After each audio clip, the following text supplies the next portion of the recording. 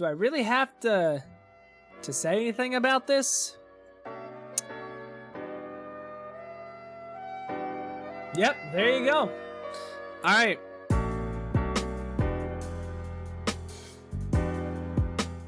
Yo, what's going on, guys? It's me, Paz, back with another meta list for you guys. Last week, you might have recalled that I did do something for Winston. I put him in S tier. That was what I did. Was that correct? For ladder, not necessarily. For team play, it's a little bit of a different story.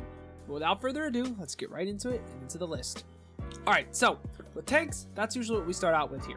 So the theme of tanks here is that they are not very good. I want to remind you guys that I am doing this as a team-based, organized team play list. It is a little bit different in terms of ladder, but the main theme for tanks are that it's all about, can they create space and not die? Like, can they live on their own? So in that regard, the best tank right now to do that, and the only real viable tank that's really going to be living a lot, is the Wrecking Ball. He can roll in still and he can roll out. He's very fast. He is still the strongest tank because he can live the longest without getting punished as hard as some of these other characters. For example, if we look at the worst hero, actually maybe even hero, but worst tank right now is Reinhardt, because Reinhardt, he doesn't, as one of my coaches said actually quite recently, and when I was talking to him, he said the problem with Reinhardt is that he needs a rework because he does not fit what a main tank is anymore in Overwatch. Reinhardt is more so an off tank because he bullies people around, and he doesn't create space very easily. And that's exactly what Overwatch needs right now in terms of their main tank. Their main tank needs to be able to take space and just be able to have a really strong control, and Ryan doesn't really do that anymore. Ryan just gets jumped on, he dies, he's not fast enough, he doesn't create good space and mobility, like he doesn't get it fast. So right now Ryan's just in a really bad spot, and it's mostly because of Echo. So that's going to be a theme here. Echo does a lot of damage, tanks die very fast, feels bad, man. All right, moving on. The next tank that I'm going to say is kind of bad right now in terms of team play. Definitely the Roadhog. Roadhog in ladder, very good. Roadhog in team play, not very good. The reason being is just that with more team synergy, that creates a better understanding of how they're going to be beating these hog comps. And chaos comps work against the fire and ice comp that I'm going to go into later in the video, but they don't necessarily do super well. The hog chaos comps don't really do well against anything else, and fire and ice is already very niche. So if any of you guys are big Contenders fans, Scion, the fire and ice comp, it was the Arisa, Diva, Torb, May, and I believe it's Bap Lucio. That's the fire and ice comp that's actually been seeing some play in pro play, but not a whole lot because Echo's just very good. Moving on from that, Diva, I have been seeing a lot of playtime. I think that Diva for team play, she's very good because she's very fast, and she can follow up on dives relatively easy, and she's pretty much the only off tank that's not just going to get hard destroyed by Echo because of DM, and she can fly and harass the Echo a little bit. That being said, she's not very strong because Echo just does an unbelievable amount of damage, rather. And it's not very fun to play Diva into Echo right now. But the problem is that no other tank is going to provide utility and be able to survive, which is interesting to see, but it is the truth. With that being said, though, I have been seeing a lot of other tanks played. I have been seeing some Zarya with ball Zarya comps. I don't think that the Zarya variant is as good as the Diva variant, because I feel like the Zarya variant is definitely a crutch, and it plays a lot slower than this dive comp. And if your Echo is better than the enemy's Echo, it's gonna cause a lot of problems with this Zarya comp. That's the thing. I just don't think it's very strong. Same thing kind of goes in for the Winston here. I think Winston Diva is good. I think it's better than Ball Diva. Or not Ball Diva, Zarya Ball, the whatever you want to call it. Like, here's the thing. Here's what I'm saying about these tanks. Double Bubble is still viable I just don't think it gets as much value as the Diva and Ball, because the main theme that we're seeing here is that these tanks can survive against Echo, and that is really what matters. Like the DPS in this meta and the pure damage that's going to come out is really what's going to make or break a tank at the end of the day. That's really how it is. So my last tank, and this actually no, I have two more. I'm putting a reset A tier because we've seen it in officials. These weird Fire and Ice IQ check comps are still really strong on specific maps if you play it right. They're not meta, they're map dependent. Almost so that I don't think a lot of teams are going to be running this. I kind of want to put a recent B tier because I don't think a lot of teams are going to be running this.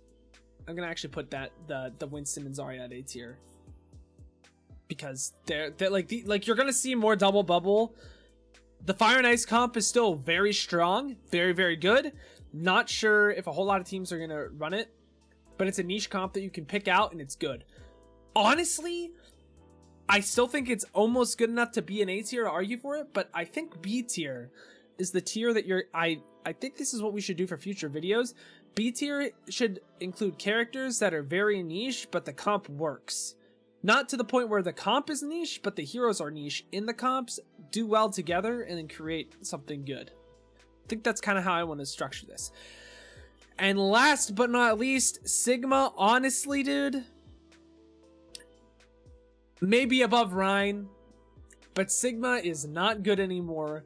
The reason why is that Echo is just gonna slam on this dude, and he's just not gonna live.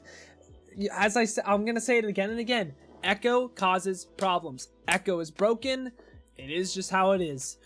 So yeah, moving forward now to the DPS. We're going to get right into it.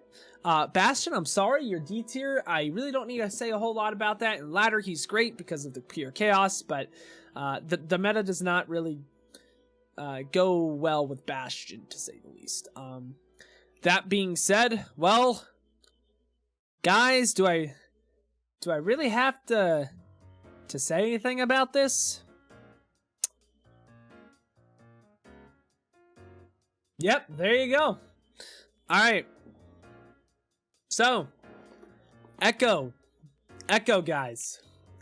She does a lot of damage.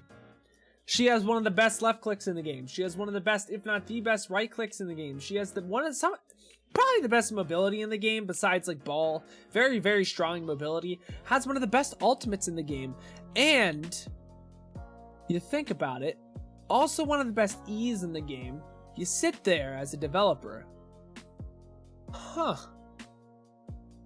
This character's probably a problem. But we're gonna get to it in next patch because the tanks were more of an issue. No, they weren't. Anyways.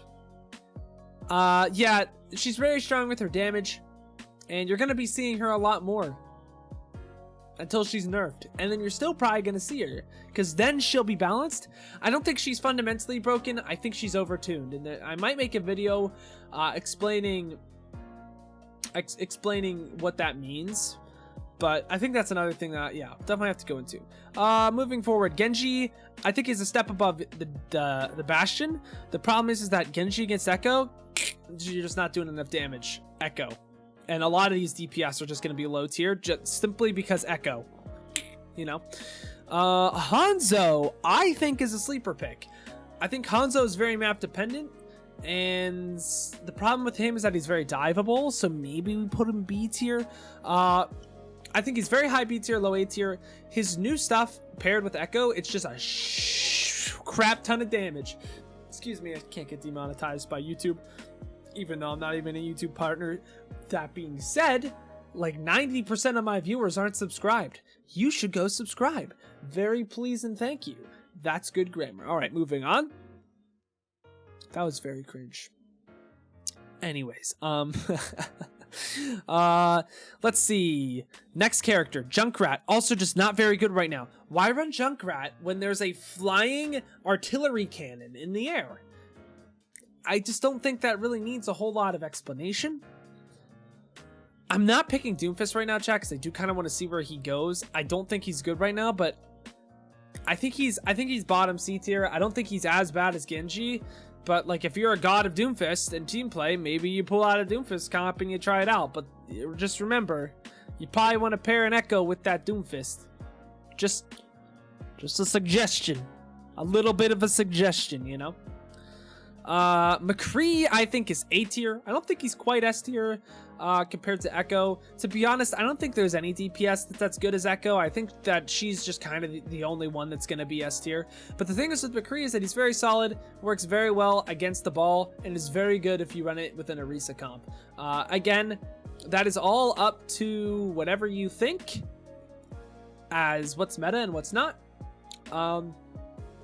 The next two DPS that I'm going to be putting together, it is going to be the Torb and Mei in B tier.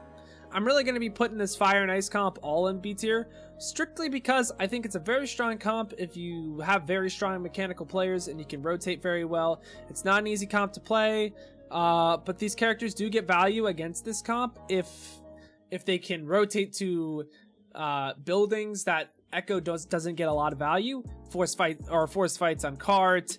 It's still a very strong comp that can win a lot of neutrals and a lot of alt games too. It's just very difficult. That being said, Reaper, Loki, kind of bad. Like, it's just that Echo's in the sky. I guess I should probably go through all these other. I'll go back to Reaper here. Tracer, definitely a very good character still. Ashe, still, I think she's bottom A tier, very strong. Trying to think if there's any other DPS characters that are being played a lot. No, not really. So here's the thing, right? Reaper doesn't really close the distance on any of the characters that are good right now, unless you're trying to wait for the ball to engage. But the problem is that the ball isn't gonna engage on anything. The ball's just trying to make space and live. He's not trying to find value, because the value's all coming from the Echo, because she's the one doing insane amounts of damage. It's crazy what she does right now. So like, if there's a Reaper on the field, the last thing that this ball wants to be worrying about, or is actually worrying about, is a Reaper that's on the field. He's not doing anything. He really can't do anything. He's just, there's no distance to be closed right there. Let's see. Pharah, I think Pharah is top C tier, because if the enemy is running this Fire and Ice comp, you can run the Angry Birds comp, which is what Aquamarine calls it. Sorry. You just run two aerial characters. It's the Pharah and the Echo. You know what I'm talking about. You just kind of try to shoot them down pretty easy, but I just don't think Pharah is good in anything outside of that. Let's see here. Symmetra has her uses on control points, King of the Hill maps, like Li Zhang, still very good. Soldier, I think, is a sleeper pick. I don't think he's as good as the Fire and Ice comp, but you can pull him out against an Echo. I think he's actually top C tier. I think he's more so top C tier, actually. He just he provides high burst value. I just don't see him. I don't see him being run a lot. Like I'm not saying that I literally don't see him. It's like in my mind, I don't see him mentally. You know? Sombra, I'm gonna say she's a sleeper pick. Maybe she's good in 6. Like, I don't think 6-man's good. I don't. Because here's the problem, guys. I think Sombra is a good pick once Echo is done. I think Sombra is like the new Echo once Echo's gone.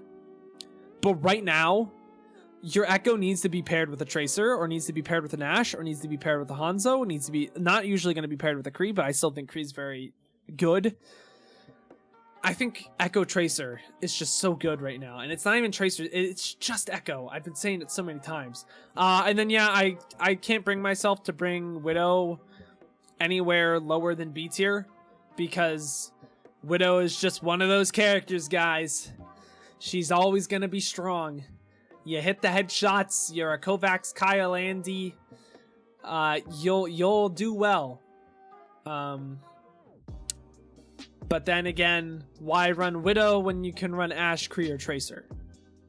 It's really dependent on the team, but if you have a good Widow, hey, niche comp that works. which is all of what B tier is, you know? That being said, gotta finish out with the supports here. Moira's D tier. Here's the problem. 6-man is not good. Echo flies in the sky. Brawl's bad. The playstyle that Moira is, like, here's the thing, right? I think an easier way to look at this is you got damage and you got healing with Moira, right? The only utility she really provides is a lot of healing. But when the damage is greater than, is greater than the healing, why run Moira? Run something with value, like Mercy, like Zenyatta. Damage, you know? Damage. I mean, I said it. Just very strong. Like, Discord, here's my thing. I personally don't think that Zenyatta is broken damage-wise. I think that Discord, in retro, like, now that I'm thinking about it, Discord might be a little bit overtuned. However, I think the first problem that we have to iron out is Echo, because Echo is the main problem. Then if Zen is still doing too much damage, we can revert some of those buffs he had to his Discord from, like, I don't know how long ago. I think the main thing I would change about Zen right now, though, is definitely the see-through wall Discord. I don't like that. I think that's a really bad thing. I think that gives his Discord orb way too much, it gives him way too much of an advantage in 1v1s. That's just me personally. Maybe I'm just on crack. I don't know. That being said, Brig's still very strong in some maps, and also Lucio, guys. Lucio works very well with that Fire and Ice comp, and Lucio Mercy is very strong because the thing is that Zen's gonna die a lot in this meta. On King of the Hill maps, Mercy Lucio, like it was a comp before, Last Hope used to run it a lot, is still extremely strong. And this is where I'm gonna actually finish out the rest of the sports for this video on a C tier. She's better than Moira right now, but not a good character. Shouldn't be running her. Bap in B tier because he works very well with that Fire and Ice comp because it is a fast brawl. By the way, just to point out, I'm going to say it again, Fire and Ice is the Orisa Diva, Torb May, and Bap Lucio. It's very heavily reliant on rotations. But with all that said, guys, if you guys have any questions at all, please do ask me in the comments below or ask me on Reddit if you find it there, in Discord. That being said, I do have my Discord down below in the description. And for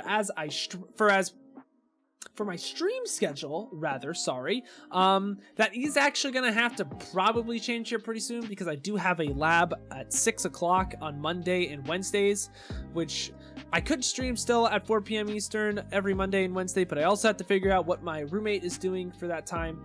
We're gonna figure it out, but as for the time being, I still do stream every Monday, Wednesday, and Friday at 4 p.m. EST at twitch.tv/PazSwagger, where you can also ask me meta questions there. I can just talk about meta in between queues. And yeah, if you have any questions, please do let me know. If you did like this or it did help you, it helped your team out, please do leave a like and do subscribe. All the teammates subscribing, y'all homies. But yeah, in the future, I might start actually doing my coaching stuff again, so if you are interested in that, please do join the Discord. But yeah, until next time, guys, I gotta peace out and Paz out. I'll see you in the next one.